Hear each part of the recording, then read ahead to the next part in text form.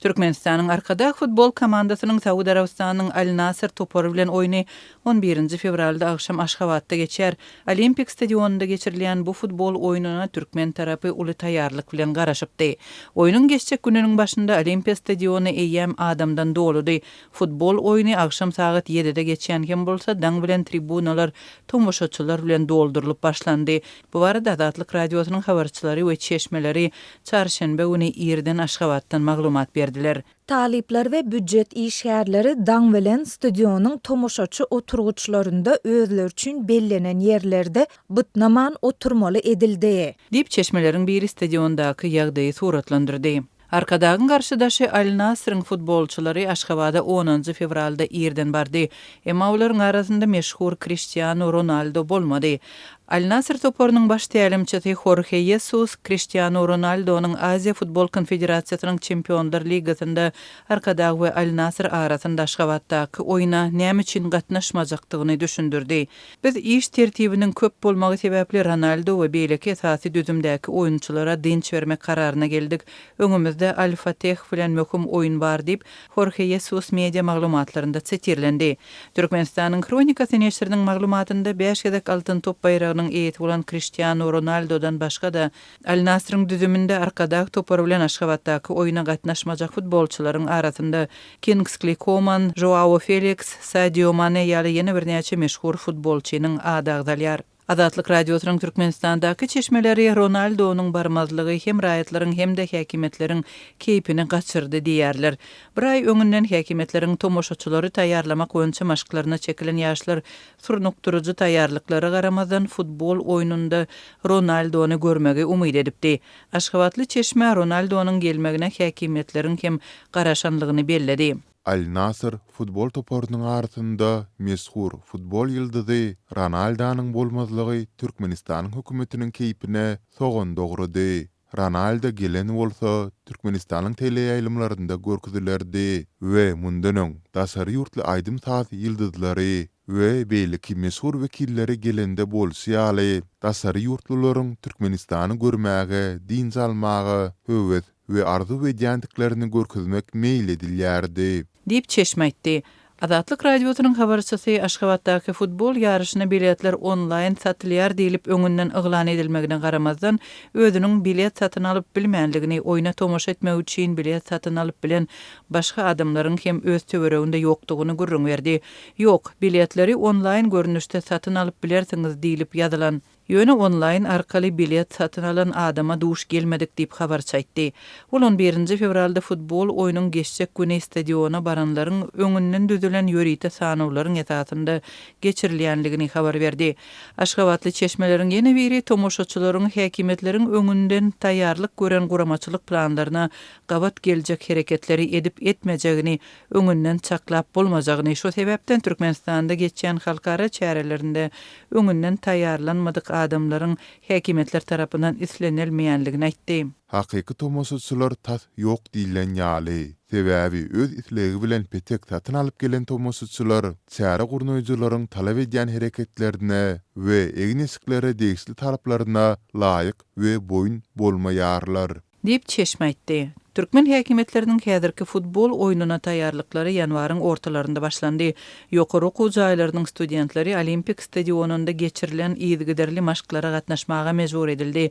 Soğuk howada bir näçe saatlap geçirilen maşklarda olara Arkadag komandasyna jan köýer bolmak üçin hereketler we şygarlar öwredildi. Büdjet idaralarynda işleýänlerden tomoşaçy bolmak we bilet satyn almak talap edildi. Aşgabatdaky futbol oýuny Olimpik stadionunyň töweregindäki jaýlaryň ýaşaýjylaryna göni täsir etdi we şäherde hereket azatlygyny çäklendirdi. Golaýdaky etrapçylaryň ýaşaýjylaryna hususy awtologlaryny duralgylardan çykarmazlyk we ulanmazlyk öňünden tapşyryldy. Oýunyň geçýän güni ýollar ýapylyp diňe jemgyýetçilik awtobuslarynyň gatnajagy aýdyldy. Şolardan peýdalanmak tapşyryldy.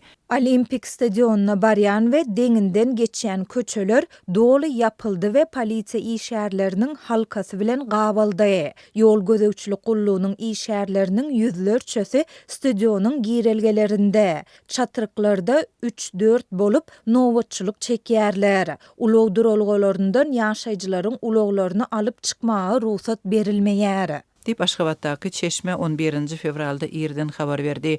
Türkmen futbolçylarynyň Saudi Arabistanly garşydaşlary bilen ýaraşynyň 11 fevralda Aşgabatda we 18 fevralda Er-Riyadda boljagy Aziya Futbol Konfederasiýasynyň Kuala Lumpurda geçiren biije çekişinden soň eglan edilipdi.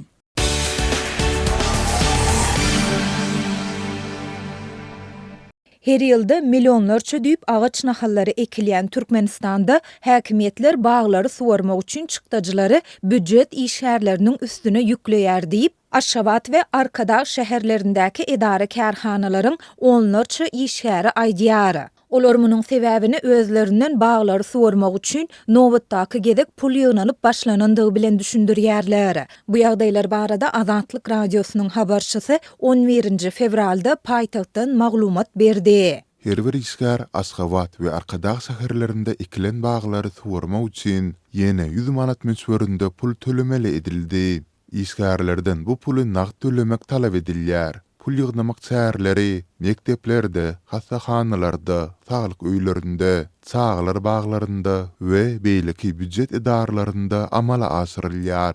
Diýip ýagdaýlardan habarly paýtagtly muallim anonimlik şertinde aýtdy. Büdjet işgärleri baglary suwarmak üçin özlerinden birinji gedek pul ýygnalmaýandygyny aýdyp, bu tejribäniň eýäm ençeme aý bäri dowam edýändigini we özleriniň her aýda 100 manady nagd bermäge mejbur edilýändigini belleýärler. Olaryň sözlerine görä, käbir büdjet işgärleri öňdiňe agaç nahallaryny satyn almak üçin pul beren bolsak, indi baglary suwarmak hem büdjetçileriň aýlyklarynyň hasabyna amal edilýär diýip öz nägileligini açaçan görkezýär.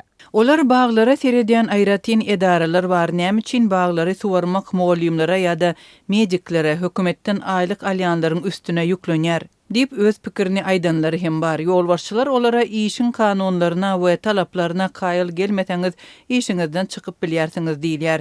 Şeýle-de soňra olaryň edýän işlerinden dürli bahanalar tapyp ırsaýarlar.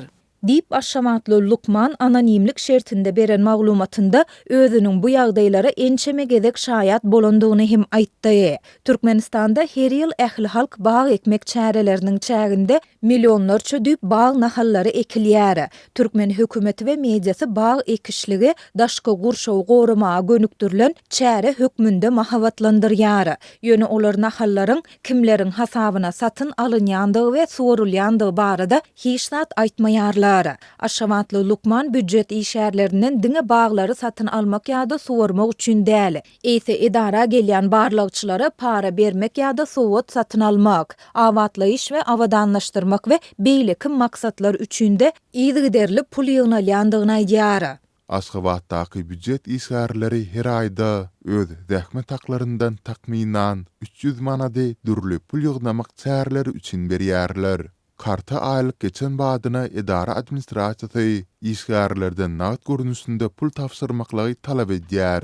Diýip paýtagtly muallim belledi. Onuň sözlerine görä paýtagtda her bir muallim we Lukman iş ýüküne görä ýagny okudýan sagadyna ýa-da iş stavkasyna laýyklykda 3000 manat töwereginde aýlyk alýar. Bu her aýda muallimiň ýa-da Lukmanyň aýlyk hakynyň azyndan 10 göteriminiň ýolbaşçylaryň pul ýygnamak çäresine gidýändigini aňladýar diýip muallim belledi. Türkmen häkimetleri we metbuat serişdeleri ýyllar boýy gaýtalanýan bu ýagdaýlar barada açaçan gurrun gozgap onuň sebäpleri we büdjetçilere ýetirýän täsirleri barada ilat köpçüligine maglumat bermeýärler. Dünýäniň iň bir ýapyk we repressiw ýurtlarynyň biri hasaplanylýan Türkmenistanyň häkimetlerinden bu ýagdaýlar barada resmi tesbir almak boýunça edýän synanşyklarymyz hem oňy netije bermeýär. Türkmenistanda edara kärhanalaryň işgärleri ýylyň dowamında onlarça gedek näresmi pul goşundylaryny goşmaga mejbur edilýär.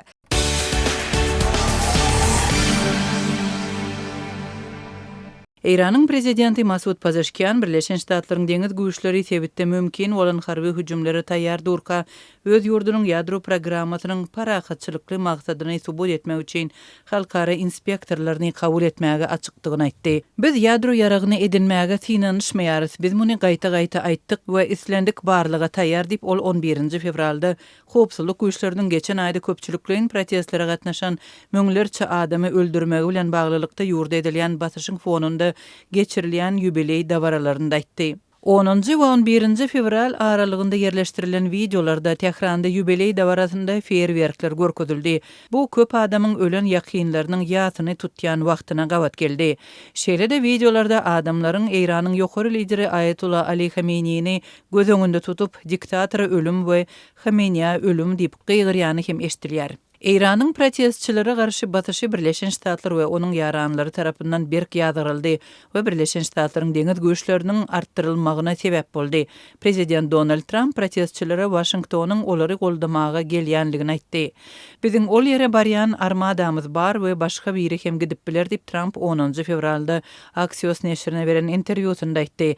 Birleşen Ştatlaryň häzirki goşun yerleşdirmegi soňky ýyllardaky iň uly operasiýalaryň biridir. 6 fevralda Omanda Birleşen Ştatlaryň we Eýranyň toporlarynyň arasynda geçirilen gepleşiklerden soň Washington Eýranyň newit puwdagyna goşmaçy sanksiýalar girdi. Mundan beýlek ýene gepleşikleriň geçirilmegine garaşylýar ýöne senesi kesgitlenmedi. 11 fevralda Israýlyň premier ministri Benjamin Netanyahu ýagdaýy ara alyp maslahatlaşmak üçin Washingtonda Trump bilen duşuşmaly. Netanyahu'nun edaratynyň beýanatyna görä, ol gepleşikleriň Eýranyň ballistik raketa programmasyny we Liwanda, Irakda hem de Yemende yaragly wekillerine hem Tehran tarapyndan goldanýan söwüşüji toporlara goldaw bermegini öz içine almagyny isleýär. Trump'yň aktamdaky ilkinji möhleti döwründe Milli Howpsuzlyk Geňeşinde işlän Alexander Gray Azatlyk radio bilen tökötdeşlikde hüjümleriň başlanyp başlanmazlygyny Eýranyň opozisiýasyna kömek etmek üçin tagalalar däldi.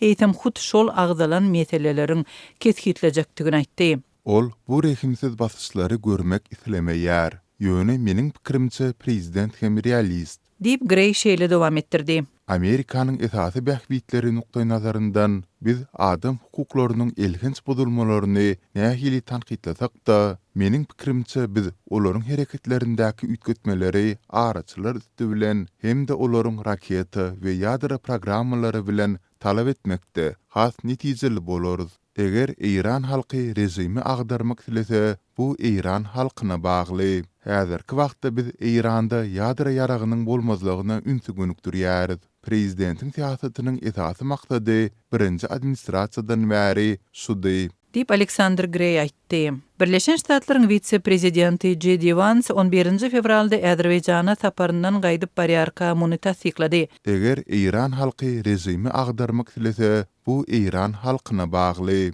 Häzirki wagtda biz Eýranda ýadyra ýaragynyň bolmazlygyna ünsügünükdirýäris. Prezidentiň siýasatynyň esasy maksady birinji administrasiýadan bäri şudy, diýip Vance aýtdy.